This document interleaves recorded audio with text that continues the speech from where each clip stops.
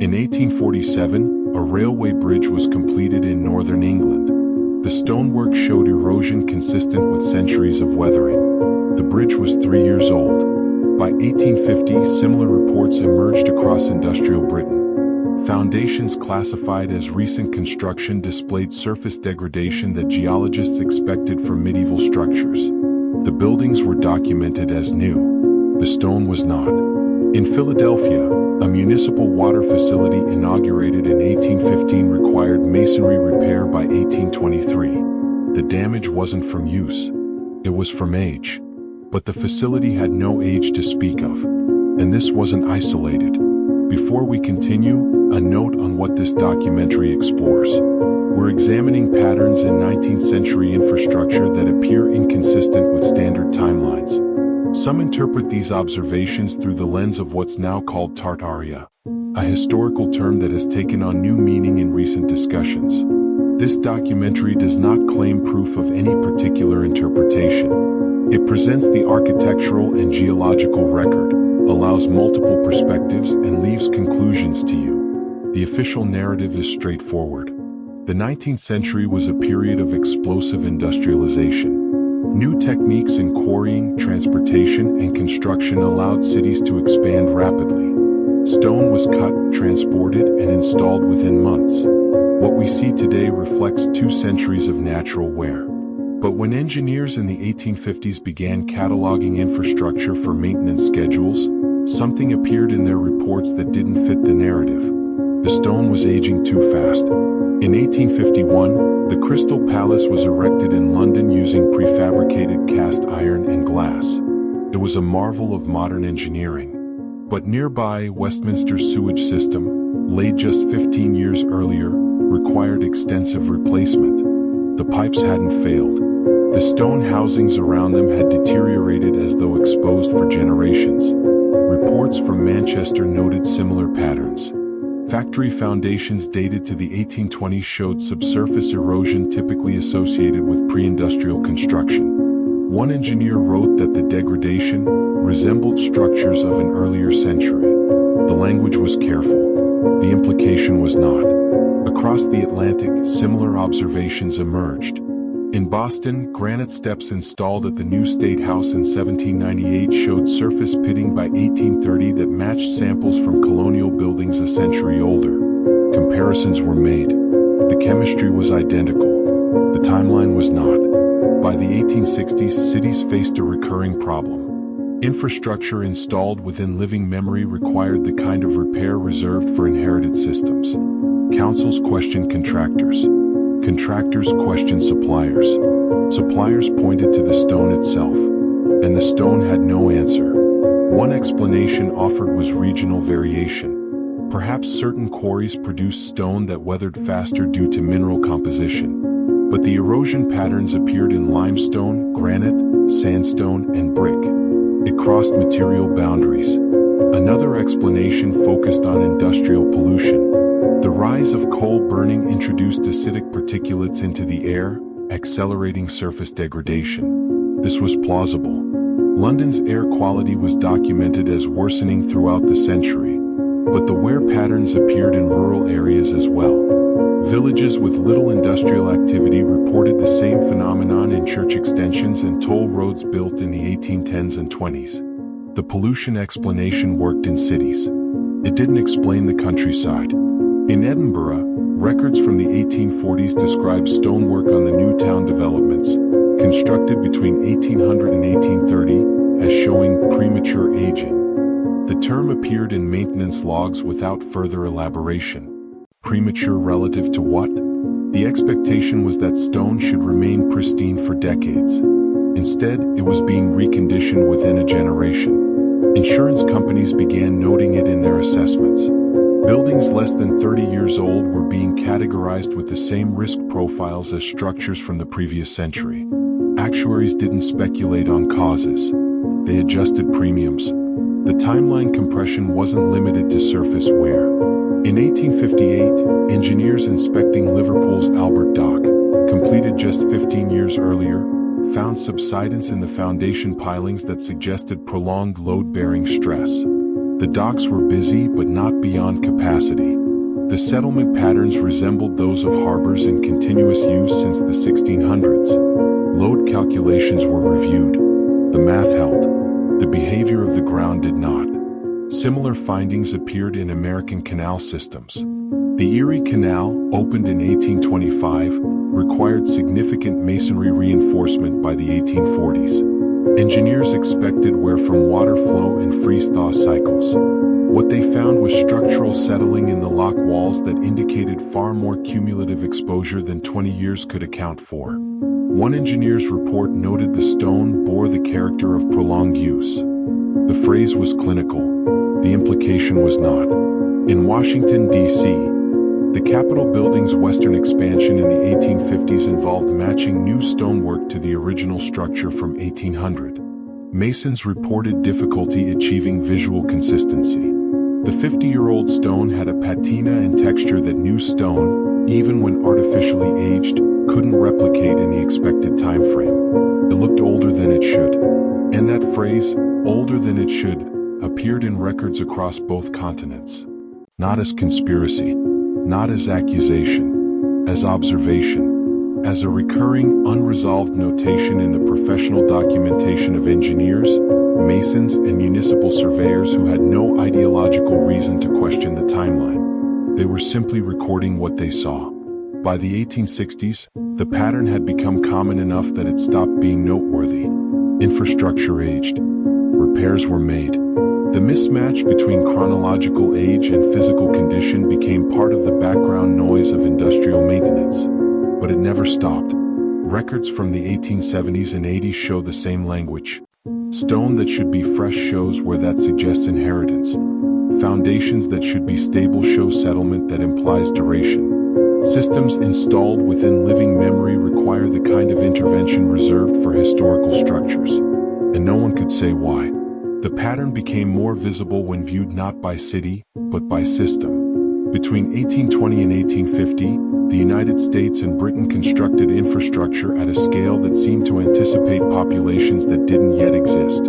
The Erie Canal could handle cargo volumes that wouldn't materialize for another 30 years. London's sewer system, designed in the 1850s, had capacity for a city twice its size. This was often framed as visionary planning. But the wear on these systems told a different story. The Erie Canal's stone locks, engineered for durability, showed stress fractures and surface erosion by the 1840s that maintenance records described as inconsistent with operational age. The canal had been in use for less than 2 decades. The stone degradation resembled infrastructure from the previous century. Engineers didn't speculate publicly. They reinforced and moved on. In Britain, the railway boom of the 1840s produced thousands of miles of track, bridges, and stations within a single decade. By the 1860s, many of these structures required significant masonry repair. Not from design flaws, not from overuse, from age.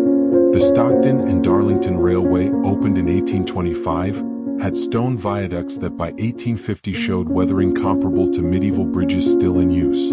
Inspectors noted the discrepancy. Maintenance logs recorded it. Explanations were not provided. What made this particularly strange was the simultaneity. Across the American Midwest, grain storage facilities built in the 1830s and 40s showed foundations settling by the 1850s that required structural intervention. These weren't coastal regions subject to tidal erosion or seismic activity. They were inland, stable zones where stone and brick should have remained solid for generations. Yet the buildings behaved as though they had been standing much longer. In Philadelphia, the Fairmount Waterworks, a celebrated example of neoclassical engineering completed in 1815, required extensive stonework repair by 1825. The damage wasn't cosmetic. Load-bearing columns showed compression stress. Retaining walls showed lateral pressure damage. The facility had been operational for 10 years. The report filed by the city engineer used the phrase, unanticipated deterioration. No further explanation was given. Similar language appeared in British municipal records. Glasgow's public buildings from the 1820s required facade restoration in the 1840s. Manchester's civic infrastructure showed the same pattern. Stone that should have been pristine was being reconditioned within a generation of installation. Insurance assessors began treating recent construction as though it were inherited property. What added complexity was the administrative uniformity. Across both nations, cities adopted nearly identical systems for water distribution, waste management, and gas lighting within the same narrow timeframe. Boston, Philadelphia, and New York implemented grid-based water systems between 1800 and 1820 using remarkably similar engineering specifications. In Britain, Manchester, Leeds, and Birmingham did the same. The systems weren't just similar in function, they were similar in scale. All were built larger than immediate demand required. All used stone and cast iron in proportions that seemed excessive for the populations they served. And all showed accelerated wear. By the 1850s, many of these systems were being described as aging infrastructure, despite being less than 40 years old.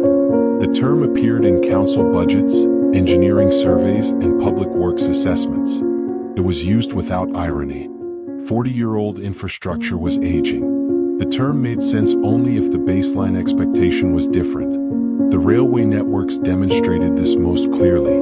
Britain's rail expansion between 1840 and 1850 produced over 6,000 miles of track. The construction required millions of tons of stone, brick, and timber. The logistics were staggering. Yet the work was completed with a speed that impressed contemporary observers. By the 1860s, much of that infrastructure needed repair. Not the rails themselves, those wore predictably. The masonry, the tunnels, the bridge supports. Stone structures that should have lasted a century were being reinforced within 20 years. Contractors attributed it to construction speed. The argument was that rapid building led to inadequate curing time for mortar and insufficient foundation settling. But the wear patterns didn't match that explanation. The degradation was uniform across projects built by different contractors in different regions using different techniques. It wasn't a construction quality issue. It was a timeline issue. The same phenomenon appeared in America's canal systems. The Chesapeake and Ohio Canal, constructed between 1828 and 1850, used stone locks designed to last generations. By the 1860s, many required significant structural repair. The wear wasn't from water flow alone. It was from settling, from compression, from the kind of cumulative stress that should have taken far longer to develop. One engineer's report described the locks as showing mature wear characteristics. The canal was 15 years old. In urban centers, the mismatch became visible in another way, through replacement cycles. Cities that installed gas lighting systems in the 1820s were replacing underground infrastructure by the 1850s. Not the pipes, which could corrode. The stone housings and brick conduits that protected them. These were failing not from chemical exposure but from physical degradation. The stone was crumbling. London's gas network, installed in stages between 1812 and 1840, required systematic excavation and replacement by the 1860s. Engineers expected the infrastructure to last into the next century. Instead, it was failing within decades. Reports noted advanced deterioration, without offering explanations beyond material quality. But the same stone types were being used in new construction. The variable wasn't the stone. It was time, or something that looked like time. Across the Atlantic, similar patterns emerged in different systems. Boston's granite curbing, installed throughout the 1830s, showed surface wear by the 1850s that matched samples from the 1700s. New York's municipal buildings from the 1820s required facade work in the 1840s. Philadelphia's market halls showed the same trajectory. The cities were maintaining infrastructure that should have still been new. What made this particularly difficult to dismiss was the cross-regional consistency. Rural toll roads in Pennsylvania showed the same premature wear as urban thoroughfares in Manchester. Stone churches in New England exhibited the same accelerated aging as civic buildings in Scotland. The pattern crossed geography, climate, and construction method. It shouldn't have been possible for such uniformity to emerge from random variation. Yet no coordinated explanation appeared in the historical record. Engineers fixed what broke. Masons replaced what crumbled. Municipalities budgeted for repairs that arrived earlier than anticipated. The system adapted. But the question remained unasked in official channels, visible only in the accumulation of maintenance records and engineering reports filed across 2 continents over 50 years. Why did 19th century infrastructure behave as though it were older than the document said it was? And why did this pattern emerge at the same time, in the same types of systems, across regions with no apparent coordination? The answers depended on what framework you used to interpret the evidence. The term Tartaria appears on European maps from the 16th through 19th centuries. It referred to the vast regions of Central Asia, Siberia, and parts of Eastern Europe, territories that were, to Western cartographers, incompletely understood. The name derived from Tatar, but its usage was broad and imprecise. By the late 1800s, the term faded from geographic vocabulary as those regions were more accurately surveyed and politically defined. In recent years, the term has been reinterpreted. Some now use Tartaria not as a geographic label but as a framework for questioning inherited infrastructure. The idea centers on the possibility that certain 19th century constructions were not entirely new, that they represented renovation, expansion, or repurposing of existing systems whose origins had been obscured or misattributed. This interpretation emerges from the same observations we've examined: the accelerated wear, the overscaled design, the uniformity of systems, the compression of achievement into narrow timeframes. 3 models attempt to explain the evidence. The first is conventional. Rapid industrialization combined with experimental materials and techniques produced infrastructure that aged unpredictably. Pollution, freeze-thaw cycles, and heavy use accelerated degradation. What appears as a timeline mismatch is actually the result of conditions we no longer fully appreciate. This model fits much of the evidence. Industrial pollution was real. Construction quality varied. Maintenance records may have been inconsistent. But it doesn't explain the cross-regional uniformity or the systematic nature of the wear patterns. The second model suggests inherited infrastructure, not from a lost civilization, but from previous phases of development that were absorbed into the 19th century expansion. In this view, some foundations, some canal routes, some urban layouts weren't created in the 1800s. They were rebuilt, expanded, or rebranded. The new construction incorporated older elements, and the wear reflects that hidden age. This interpretation accounts for the mature degradation and the overscaled design. If systems were being restored rather than invented, the capacity mismatch makes sense. So does the speed of construction. The third model is administrative. It proposes that dating systems, record-keeping, and official chronologies in the early 19th century were less reliable than we assume. Building dates may have been estimated, backdated, or standardized for bureaucratic reasons. What we interpret as accelerated aging may reflect incorrect baseline dates. This is the most cautious interpretation. It questions the records without questioning the physical timeline. Each model has support. Each has gaps. What makes the question compelling is not that one explanation is obviously correct. It's that the evidence demands an explanation at all. Return to 1816, the year without a summer. Volcanic eruptions in the Pacific caused global temperature drops, crop failures, and widespread disruption. In the years that followed, infrastructure projects surged across Europe and North America. Canals were dug, railways were planned, cities expanded. The timing has been interpreted as recovery, societies rebuilding after climatic and economic shock. But the scale of what was built in the 1820s and 30s seemed to exceed the resources and populations of the time. And much of that infrastructure, as we've seen, showed where that didn't align with its documented age. Whether that reflects inheritance, misdating, or accelerated degradation depends on which framework you apply.